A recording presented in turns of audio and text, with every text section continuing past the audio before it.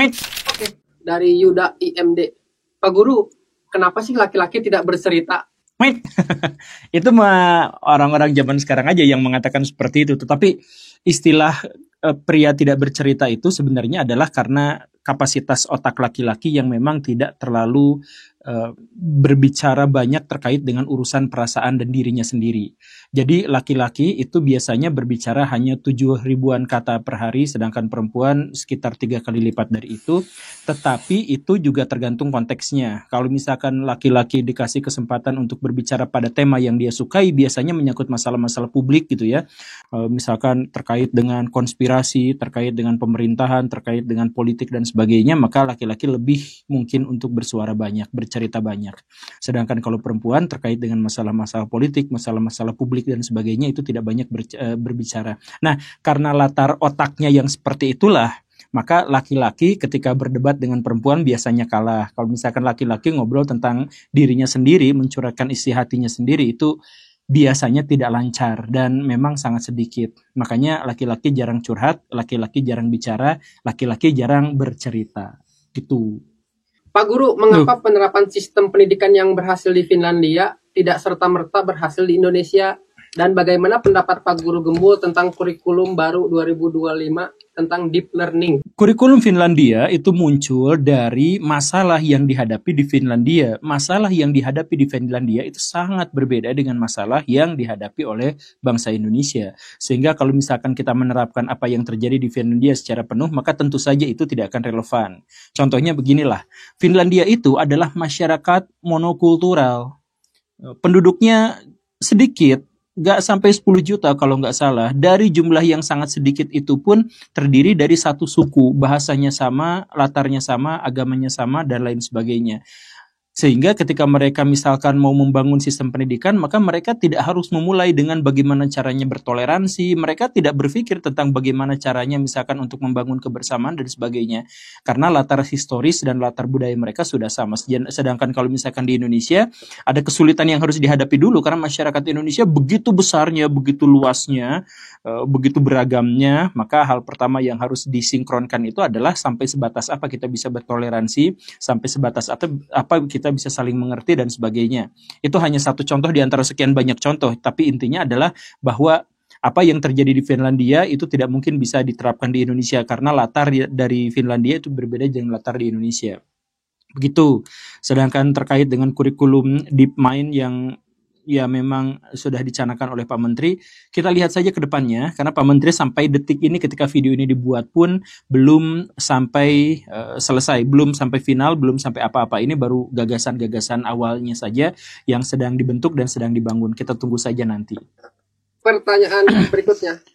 Pertanyaan dari Rian 7 April. Pak Guru, sebenarnya apa itu kebenaran? Jika semua orang punya perspektif masing-masing tentang kebenaran, manakah hal-hal yang benar di antara pandangan-pandangan itu?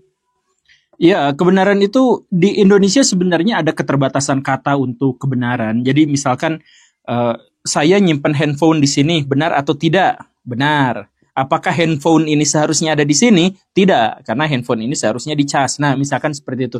Jadi kata benar dan kata benar itu bisa menyangkut di Indonesia itu terkait dengan sesuatu memang seharusnya ada di situ atau sesuatu memang ada di situ. Nah, ini kebenaran mana yang mau diajukan pertanyaannya ya. Tapi saya duga berdasarkan pertanyaan ini adalah kebenaran yang bersifat seharusnya begitu gitu. Nah, apakah kebenaran yang seharusnya begitu itu ada dan kenapa perspektif manusia itu beda-beda? Kebenaran yang seharusnya begitu atau seharusnya memang ada begitu itu memang nyata dan ada. Tetapi apakah manusia bisa menjangkaunya itu belum tentu. Karena yang dimaksud dengan kebenaran versi seharusnya demikian itu melibatkan begitu banyak variabel-variabel. Jadi misalkan kondisinya harus cocok dengan situasinya, dengan klaimnya, dengan pernyataannya, dengan dan lain sebagainya. Jadi misalkan gini, ada orang Islam yang mengatakan bahwa kalau ada pencuri ya potong saja tangannya. Benar gak seperti itu?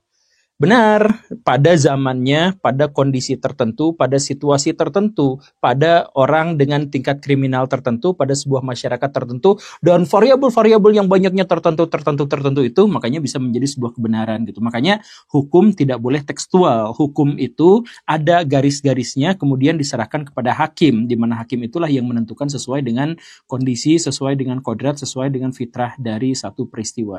Dan karena manusia sebenarnya terbatas, maka untuk mencapai kebenaran macam itu memang riskan. Bahkan bisa dikatakan manusia hanya mungkin bisa mendekatinya tanpa punya kesempatan untuk benar-benar bisa mencapai kebenaran. Gitu. Pak Guru, saya masih bingung kenapa Tuhan menciptakan neraka dan surga, karena menurut saya Tuhan terlalu sadis dengan membuat itu. Kalau Tuhan dianggap terlalu sadis dengan menciptakan neraka dan Tuhan dianggap berlebihan misalkan dalam menciptakan surga, ya boleh-boleh saja. Setidaknya pikiran itu adalah pikiran bahwa pikiran dari orang yang sedang bertanya dan pikiran dari orang yang sebenarnya punya welas asih yang sangat luar biasa. Makanya dia nggak mau dan nggak mau membayangkan tentang betapa sadisnya sesuatu yang ada di neraka. Kalau memang tidak mau seperti itu, ya udah pikirkan dalam pikiran yang sangat sederhana. Pikirannya adalah bahwa neraka itu adalah amarah Tuhan dan surga itu adalah kasih sayang Tuhan.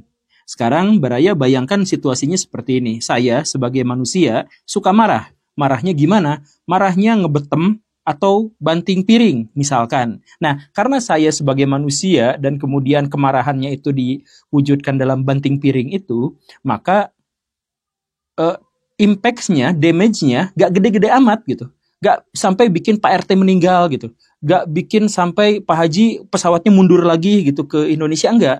Nah, tapi karena ini adalah Tuhan dan Tuhan itu marah, maka marah itu impact-nya itu sangat menyakitkan, sangat mengerikan. Demikian pun dengan kasih sayangnya. Nah, pikiran sederhananya adalah seperti itu. Tentang apakah nanti kejam dan lain luar biasa yang mengerikan bla bla bla yang kayak gitulah ya.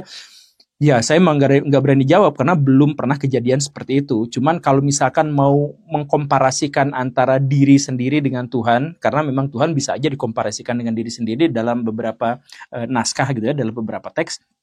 Maka ya cara membayangkannya adalah dengan seperti itu. Saya marah, damage-nya segitu. Bayangin kalau Tuhan marah, damage-nya kayak gimana. Nah, gitulah kurang lebihnya untuk memahaminya. Pak Guru, apakah agama zaman dahulu sebenarnya nama lain dari politik untuk menguasai? Ada teori yang mengatakan bahwa ya agama muncul sebagai bagian dari kebudayaan dan sangat terikat dengan kepentingan-kepentingan politik. Misalkan agama Fir'aun kuno gitu ya, agama orang Mesir kuno memuja raja mereka, Fir'aun mereka sebagai keturunan dari dewa dewa Ra gitu ya, atau dewa apa, atau Anubis gitu. Bukan Anubis, Osiris gitu ya, misalkan seperti itu. Nah, itu memang ada kaitannya sebagai alat legitimasi kekuasaan dari para raja. Atau misalkan di Nusantara dulu ada konsep namanya dewa raja, bahwa setiap raja itu sebenarnya tidak manusia, tapi dia adalah perwujudan atau reinkarnasi atau representasi dari dewa, dari Tuhan gitu ya. Nah, ada yang seperti itu untuk menguatkan legitimasi kekuasaan dirinya. Nah, tapi apakah semua agama seperti itu? Kalau dalam kacamata budaya, kultur budaya memang selalu ada kaitannya dan kita tidak mungkin bisa memisahkan itu sama sekali. Nah, tapi kalau misalkan urusannya adalah urusan keimanan dan sebagainya, ya batasannya hanya sampai bahwa agama digunakan sebagai alat politik untuk kepentingan tertentu gitu ya. Tapi agama sendiri berasal dari wahyu ya. Kalau misalkan mau jawaban yang soal keimanan ya seperti itu. Tapi kalau jawabannya non keimanan soal ilmiah, ya kita tidak bisa memungkiri bahwa agama selalu berhubungan erat dengan politik, bahkan menjadi bagian darinya.